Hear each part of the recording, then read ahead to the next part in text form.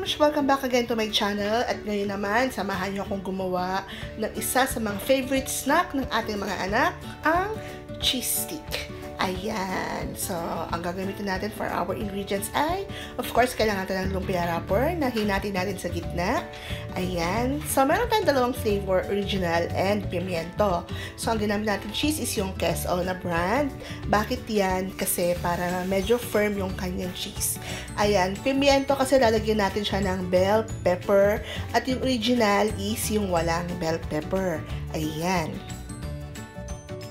Perfect talaga itong snack na to, mga moms, para sa ating mga anak, lalo na ngayong summer vacation nila at maghahanap sila ng mga merienda.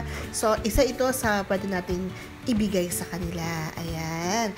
At, mas maganda yung tayo na rin yung nagpe-prepare. Though, meron namang mga nabibiling gawa ng cheese stick, pero iba pa rin talaga yung ginawa nating mga mom cheese. So, tara na, mag-start na tayo. Ayan, so of course, babalutin natin yung ating cheese gamit ng lumpia wrapper na nabibili sa mga palengke. Ayan, so yung ginamit natin lumpia wrapper is hinatin natin sa gitna para naman hindi masyadong makapal yung wrapper pag kinagat. Yung tipong pagkagat mo is talagang malalasahan mo talaga yung cheese. Ayun, so meron tayong dalawang flavor, gaya ng sabi ko, which is the pimiento and the original. Para dun sa ating pimiento flavor, lagyan lang natin siya ng bell pepper. Ayan, pwede kayo gumamit ng green or red, kung anong prefer ninyo. Ayan, and for the original, just cheese lang, just plain cheese lang, wala nang iba. Ayun, and make sure na pag binabalot nyo siya, i-fold nyo siya both sides para pag fry, hindi lalabas ang cheese. Kasi may tendency, habang pina-fry natin si cheese stick, ay nagme-melt yung cheese sa loob.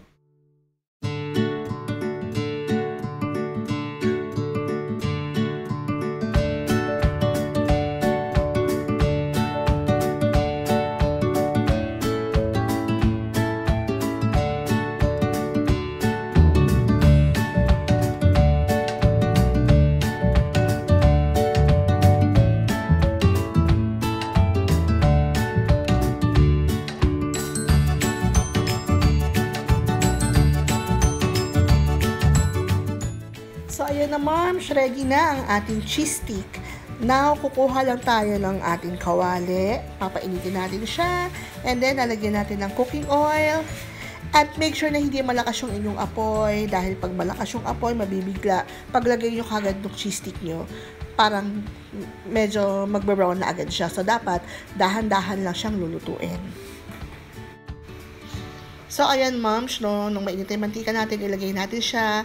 At siguro balik na rin natin siya after 2 minutes, ganyan. Basta pag nakita nyo medyo nag-change yung color niya into golden brown.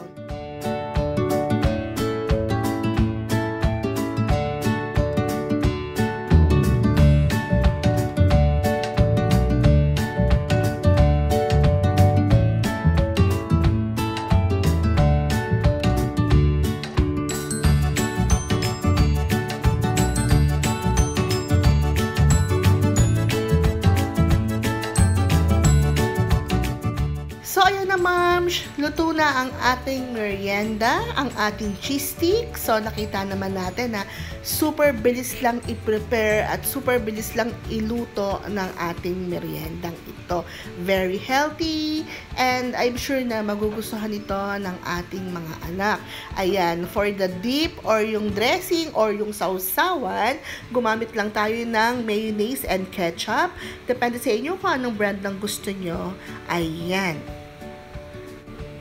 Sana nagustuhan nyo itong video natin for today and I hope na makita ko ulit kayo sa mga susunod pa nating video. Sa mga hindi pa nakakapag-subscribe, please subscribe to my channel and please don't forget to give me a thumbs up and kung gusto nyo i-share, mas maganda. Thank you all for watching. Bye!